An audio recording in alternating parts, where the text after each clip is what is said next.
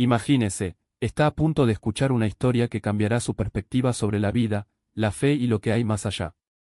Hoy tenemos aquí a Jason, un hombre que experimentó algo tan intenso que parece sacado de una película, pero es real. Una noche, en una habitación de hotel, mientras se preparaba para una noche normal, su corazón se detuvo. ¿Y qué pasó después?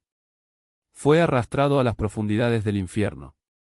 Pero entonces sucedió algo extraordinario, Dios intervino. No querrás perderte ni un segundo de esta conversación. Jasón, bienvenido.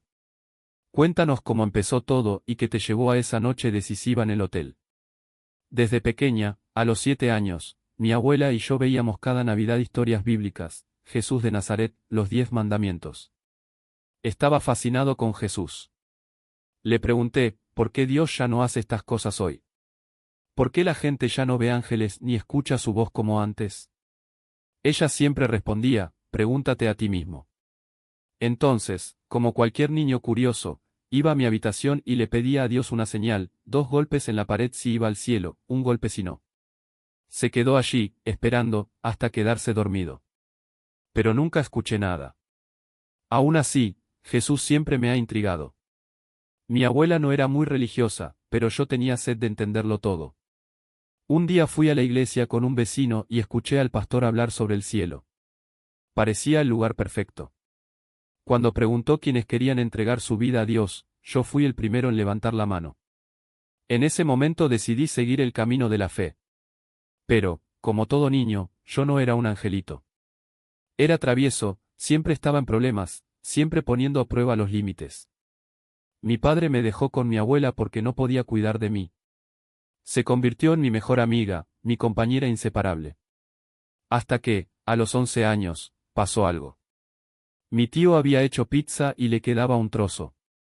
Dijo que podía comer, pero mi abuela me dijo que durmiera. Subí las escaleras resoplando de ira. Ella me llamó, me abrazó, me dijo que me amaba y me dio la porción de pizza. Regresé feliz a mi habitación, pero algo dentro de mí se rompió. Empecé a llorar sin motivo. No entendí por qué. Poco antes, mi abuela me dijo que el médico había dicho que no viviría mucho más. Los dos lloramos en el patio y le dije, no te preocupes abuela, vivirás para siempre. Pero esa noche, después del abrazo y la pizza, subí a mi habitación y rompí a llorar. Oré con todas mis fuerzas, pidiéndole a Dios que la dejara vivir para siempre. Ella siempre me despertaba a las 7 de la mañana para ir al colegio, pero ese día me desperté solo. Fui a su habitación y la vi durmiendo. Pensé, la dejaré descansar. Volví a la cama. 2 horas después, me desperté de nuevo y pensé, hoy no hay clases, estaré bien. Cuando abrí la puerta de su habitación, ella estaba en la misma posición. Me acerqué, la llamé por su nombre, pero ella no respondió. Toqué su rostro, estaba frío, pálido, sus ojos fijos en la almohada. Mi abuela había muerto. Me desplomé contra la pared, llorando desesperadamente. Bajé y llamé a mi tía Marlene, diciéndole que algo andaba mal, que mi abuela no despertaba. Llegó la policía, la familia se reunió y mi prima trató de consolarme. Fue entonces cuando exploté, Dios, le pedí que viviera para siempre y tú te la llevaste. Te odio. Te odio. Mi abuela lo era todo para mí. Después de eso, las cosas solo empeoraron. Mi tío y yo vivíamos en conflicto. Me crió con mano de hierro y así me volví duro en las calles. Pero la vida tiene sus momentos decisivos, como encrucijadas. Y uno de ellos llegó cuando yo tenía 19 años. Perdí a mi novia, mi trabajo y mi tío me echó de casa, todo el mismo día. Tenía $500 en el bolsillo y una elección difícil por delante, usar ese dinero para buscar otro trabajo o sumergirme de una vez por todas en el mundo del crimen, intentando multiplicar lo que tenía. Elegí el camino equivocado. Mi tía Darling me acogió un tiempo, pero ya estaba metido en el narcotráfico, andando con los tipos de la calle. Era como si estuviera en un barco sin frenos, yendo cuesta abajo. Mi único pensamiento fue, ¿cómo voy a ganar más dinero? Y así fue como mi vida empezó a desmoronarse. Podían ver todo el interior. El pastor empezó a hablar de la redención, de cómo incluso los errores más profundos podían eliminarse, y algo dentro de mí se agitó. No era solo curiosidad, era como si una voz susurrara, es ahora. No levanté la mano, no hice ninguna pregunta. Pero cuando me preguntó si alguien quería orar, algo me impulsó a seguir adelante. No sé si fue vergüenza, miedo o simplemente el peso de 3 sueños seguidos diciéndome que no fue casualidad. Me arrodillé allí, en el frío suelo de aquella capilla improvisada, y por primera vez en mi vida pedí ayuda de verdad. Ya no era un desesperado, Dios, sácame de esto, era un, muéstrame el camino, porque ya no sé cuál. Al día siguiente me trasladaron a otra unidad. Un tipo llamado Marcus, que ya había pasado por todo lo que yo estaba pasando, me llamó a un lado y me dijo, oye, ¿estás lista para escuchar la verdad? Porque la calle no perdona. Te da hoy para cobrarte mañana con intereses. No predicaba, no citaba versos, solo me contaba cómo había salido del narcotráfico, cómo había encontrado un trabajo de medio tiempo limpiando autos, cómo había regresado a la escuela. Y los más locos. No parecía arrepentirse. Se sintió ligero. Me quedé callado, pero esa conversación seguía dando vueltas en mi cabeza. Cuando salí de la cárcel volví al mismo barrio, al mismo ciclo. Pero algo había cambiado. Seguía saliendo con los mismos chicos, seguía haciendo las mismas cosas, pero ahora tenía un zumbido constante en mi mente, esto no es para ti. No era miedo, era como si me hubiera despertado en medio de una película que no era mía. Una noche, después de una estúpida discusión con un socio por dinero, simplemente dejé de hacerlo. Miré al cielo, el mismo cielo que me había visto huir de la policía, robar, mentir y por primera vez no pedí nada. Solo dije, si el Señor está ahí, dame una señal. Solo una. ¿Y sabes qué pasó? Nada. Ni truenos, ni ángeles descendiendo con una lista de instrucciones. Pero al día siguiente, mi tía Darling me llamó. Ella no lloró, no actuó dramáticamente, simplemente dijo, hay gente aquí buscando gente para trabajar en un proyecto. Paga el día. ¿Lo quieres? Podría haberme reído. Podría haber dicho que el trabajo era para idiotas, que tenía mejores cosas que hacer. Pero algo, tal vez el mismo instinto que me hizo esconderme debajo de ese tronco, me hizo responder, ya voy. Y fue así, con las manos sucias de cemento y la cabeza llena de dudas, que comencé a comprender que la libertad no se trataba solo de no quedar atrapado. Ya no era ser rehén de mis malas decisiones. La calle todavía me llamaba. Los chicos todavía me ofrecieron dinero fácil. Pero ahora, cuando los miré, ya no vi héroes, vi tipos corriendo en círculos, atrapados en una rueda que solo giraba hacia abajo. Y yo. Había empezado a caminar hacia adelante. Poco a poco, lleno de tropezones, pero hacia adelante. Y eso, al final, era más de lo que merecía. Haciéndote saber por qué le agrado. No era solo miedo a lo que haría, sino miedo a lo que eso desencadenaría. Una guerra que nadie ganó solo dejó más agujeros en los muros y en las vidas. Escuché eso y sentí el peso de la decisión incluso antes de decidirme. Podría dejarlo pasar, fingir que no lo sabía, continuar con mi rutina de dinero fácil y noches de insomnio. O podría actuar. Y actuar, en esa vida, solo significaba una cosa, sangre antes del amanecer. Cerré el teléfono lentamente, como si el clic me diera más tiempo para pensar. Pero el tiempo no fue mi aliado. Los chicos ya tenían el plan listo, solo esperaban el momento adecuado. Y el momento adecuado, para ellos, era cuando yo estaba distraída, vulnerable. Cuando la calle estaba tranquila y el silencio era cómplice. Tomé las armas que tenía escondidas en el compartimento del armario de mi tía. Una por una, revisé las municiones, sentí el peso del frío acero en mis manos. No era miedo, era una extraña calma, como si el cuerpo ya supiera lo que la mente todavía intentaba negar. Iba a hacer lo que siempre hice, resolverlo rápidamente. Pero luego recordé esa noche en la iglesia, las voces cantando Chulin tan fuerte que incluso los chicos de afuera se detuvieron a escuchar. Recordé al anciano o a la anciana bajo los harapos, pidiendo comida, y lo ligero que me había sentido después de ayudar. Recordé la sensación de caminar hacia adelante, aunque fuera lentamente, aunque tropezara. Y allí, parado en medio de la habitación, con armas en mano y el corazón acelerado, me di cuenta de algo, ya no quería ser el tipo que resolvía todo con violencia. No quería ser el héroe de mi propia tragedia. Respiré profundamente. Dejé las armas en el escondite. Tomé el dinero y la droga, lo envolví todo en un paño y salí por la puerta trasera. No iba a esperar a que me tomaran por sorpresa. Iba a desaparecer antes de que supieran que lo sabía. Cuando llegué a la esquina ya estaba oscuro. El viento azotaba, pero no sentía frío. Sentí algo diferente, algo que no encajaba en mis viejas reglas. Era como si, por primera vez, hubiera elegido no ser el monstruo que la calle quería que fuera. Y eso, al final, fue más aterrador que cualquier tiroteo. Porque eso significaba que estaba solo. Ya no forma parte de esa vida, pero todavía no tiene lugar en la siguiente.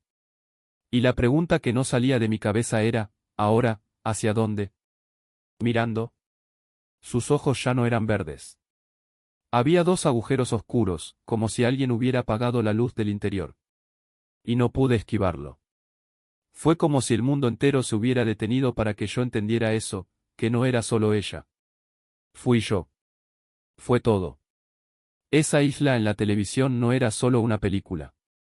Era mi vida. Un lado intenta plantar algo, construir un techo, cree que es posible vivir sin sangre. El otro lado. Solo hambre, solo caos, solo la ley del más fuerte. Y yo. Yo estaba en el medio, sin saber hacia dónde correr. Porque ambos lados me llamaron. Uno dijo: ven, te protegeremos. El otro susurró: eres uno de nosotros, nunca cambiarás. La chica me volvió a pasar el porro, pero ya no lo quería. Me temblaba la mano. No fue el efecto de la yerba. Era el peso de lo que estaba viendo. Ella se rió, pensando que estaba demasiado drogada. Estás viajando, ¿verdad? No respondí. Solo me quedé mirando el techo de la habitación, ese punto húmedo que parecía un mapa. Un mapa de todo lo que había perdido. De repente se levantó, fue a la ventana y abrió la cortina. La luz de la calle invadió la habitación, débil, amarillenta, como si alguien hubiera encendido una vela en el fin del mundo. Hace viento afuera, dijo. Parece que va a llover. No lo escuché bien. Porque en ese momento, el viento no era solo viento. Era la voz de mi tía diciendo boom. Era el eco de los tipos que querían robarme. Era el sonido de mis propios pasos cuando no corría a ninguna parte. Y entonces, de la nada, lo sentí. No fue miedo. No fue ira. Era algo peor, era la certeza de que ya había elegido. No con palabras, no con un plan. Pero con cada decisión que tomé hasta entonces. Cada vez miraba hacia un lado y fingía no ver. Cada noche me despertaba y ya no sabía quién era. La niña se volvió hacia mí, sonriendo, esperando que dijera algo. Pero solo podía pensar en una cosa: si no me voy de aquí ahora, no me iré nunca más. No desde la habitación. No de esa vida. No de mí mismo. Entonces me levanté. Tomé la chaqueta. Y cuando ella preguntó: ¿a dónde vas? Solo dije: necesito respirar. Pero lo que quería decir era: tengo que decidir antes de que ellos decidan por mí. Desde cuando las cosas empezaron a ser así. Y la forma en que me miraba, como si yo hubiera estado cargando ese peso desde que tenía 8 o 9 años. Pero en mi cabeza, lo que vino fue solo su rostro, fue como si viera su alma y ella estuviera gritando pidiendo ayuda. Pero el grito se perdió en alguna parte, ahogado en la agitación, en el ruido, en todo lo que no era ella. Y ya no sabía si era ella o si era yo quien se estaba volviendo loco. Así que me acerqué y le di una calada al porro, solo para tener algo que hacer. Me volví de lado, tratando de distraerme, pero la pregunta no salía de mi cabeza: ¿y si esto es una prueba? No cualquier prueba, una de esas que no tienen una respuesta correcta, solo consecuencias. Porque los pensamientos no son nuestros, en realidad no. Vienen de algún lugar y ese lugar tiene dos lados. Y supe cuál de los dos hizo más ruido esa noche. No quiero tener sexo con esta chica, me dije, como si fuera la primera vez que lo admitía en voz alta. No quiero hacer nada de esto. Ya es suficiente. En el momento en que la puerta se cerró detrás de mí, una visión me cruzó, un océano de fuego, millones de voces gritando, desesperadas, como si el mundo entero se estuviera ahogando en llamas. Intenté reírme, pensando que era solo mi imaginación, pero la risa murió en mi garganta. Mi corazón se aceleró, latía tan fuerte que parecía que iba a explotar, boc boc boc boc, como si cada latido fuera una advertencia, una última advertencia.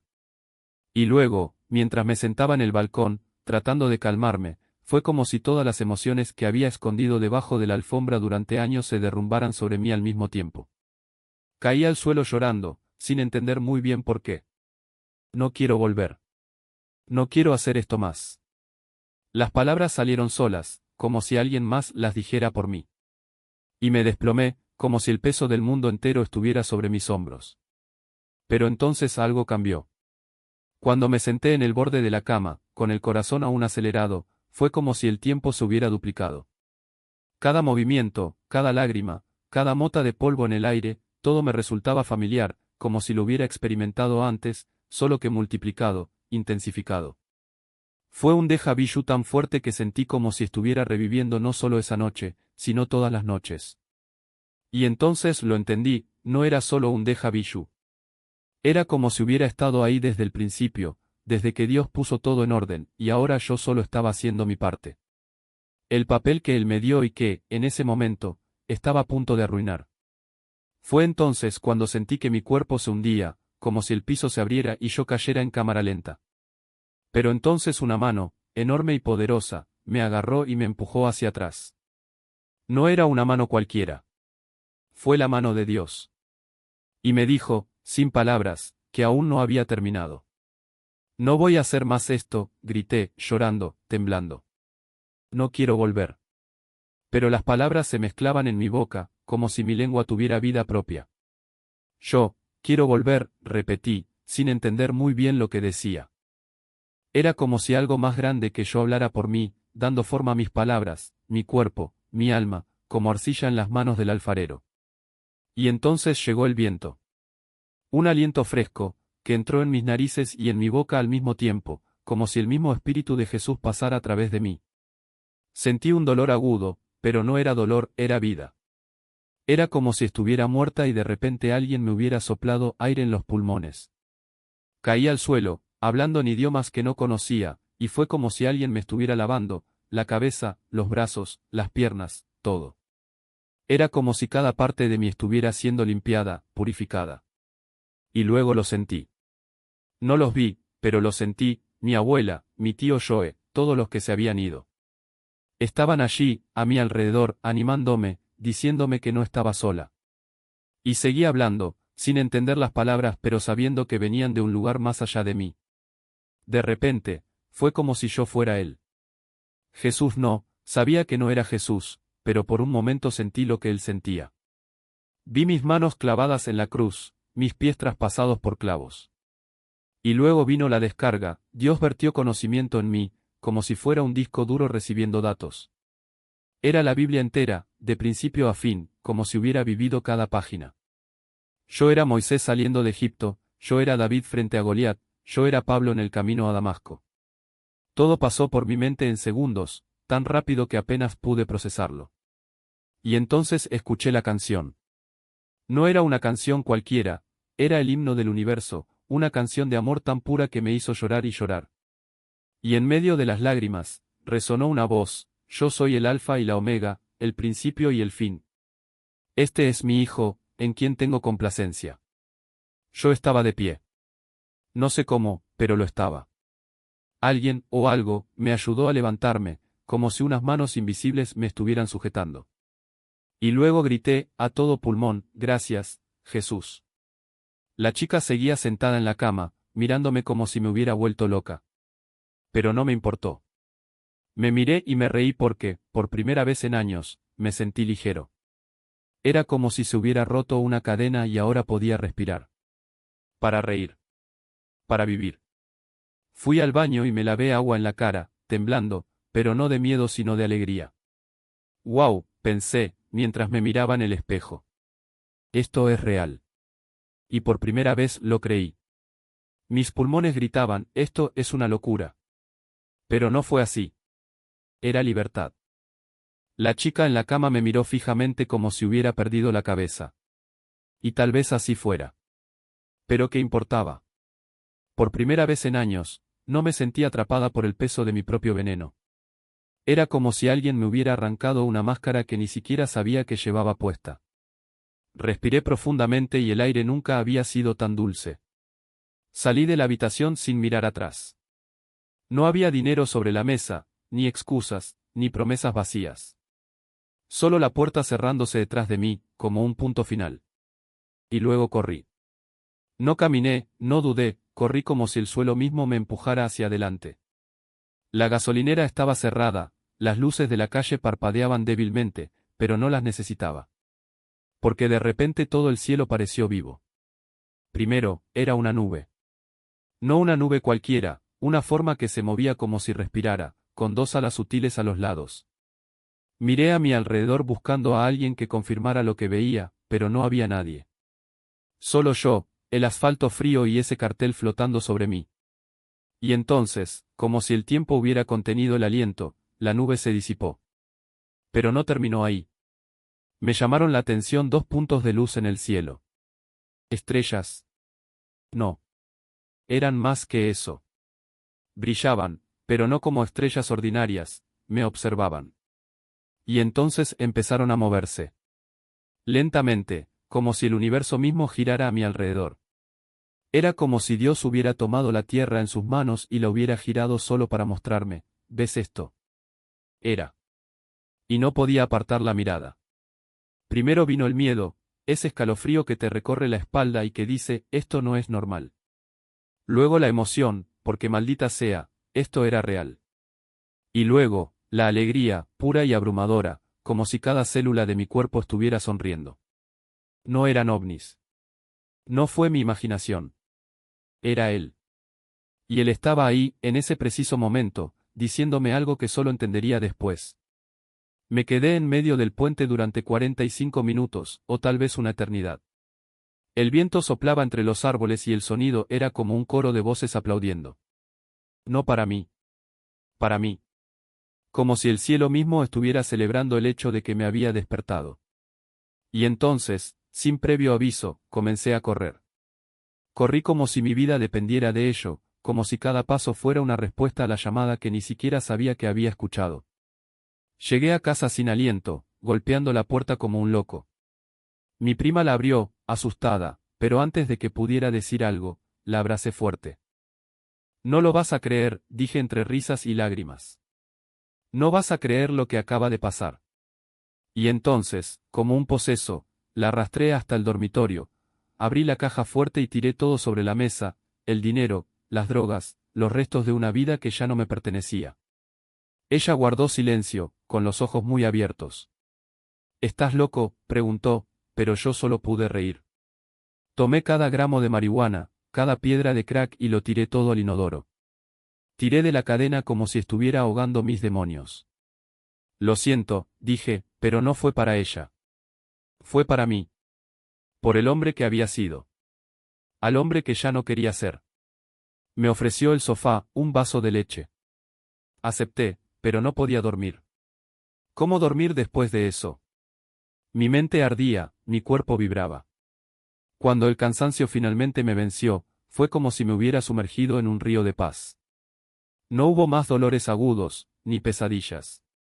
Solo silencio, y luego, los pájaros. Nunca olvidaré el sonido de ellos esa mañana. Era como si cada nota fuera un mensaje, como si el amanecer mismo cantara solo para mí. Y supe, sin lugar a dudas, que algo había cambiado. No fue solo una noche. Fue el comienzo. Al día siguiente, me desperté con una certeza, tenía que contárselo al mundo. No importaba si se reían, si dudaban, si me llamaban loca. Lo había visto. Lo había sentido. Y no podía guardármelo para mí. Me tomó un año reunir el coraje para volver al barrio, para enfrentar a los tipos que solían llamarme hermano. Pero cuando fui, no dudé. Biblia en mano, corazón en boca, dije, no creerás lo que Dios hizo por mí. Ellos se rieron. Algunos pusieron los ojos en blanco. Pero otros guardaron silencio. Porque, en el fondo, todos sabíamos que allí había algo diferente. No fue solo una historia. Fue una prueba. Y había vivido cada segundo de ello.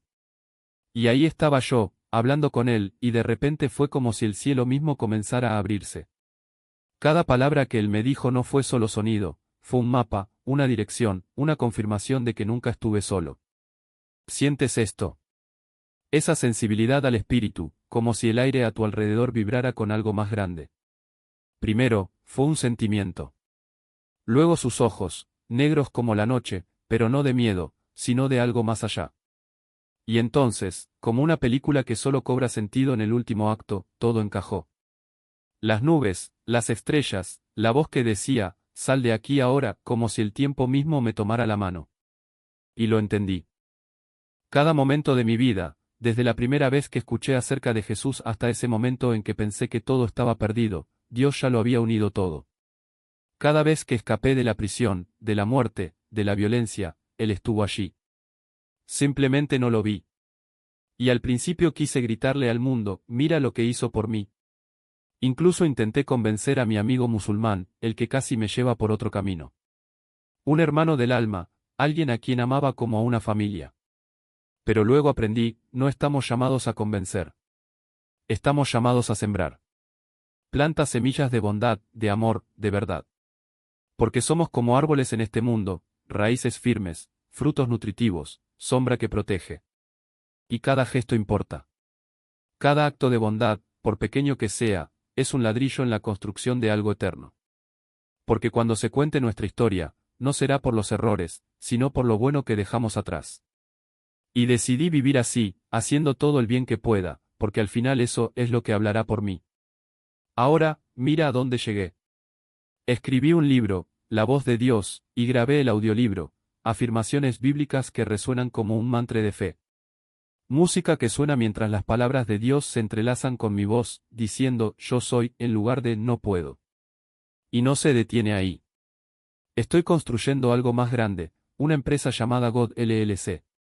Sí, escuchaste bien. Una empresa de limusinas, pero no cualquiera, una que transporta más que pasajeros. Trae esperanza. Mientras conduzco para una empresa Fortune 500, cuando llevo a familias a fiestas, bodas y momentos especiales, oro. Rezo por cada persona que sube a mi auto, aunque no lo sepa.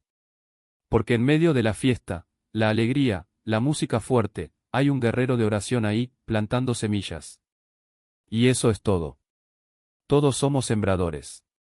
Unos plantan, otros riegan, pero Dios es quien lo hace crecer. Entonces, si estás escuchando esto hoy, debes saber, no importa dónde estés, que hayas hecho o que no hayas hecho. Dios ya está obrando en tu historia. Solo abre los ojos, escucha la voz que nunca dejó de decir tu nombre y comienza a plantar. Porque al final lo que queda no es lo que acumulaste, sino lo que diste. Y elegí darlo todo.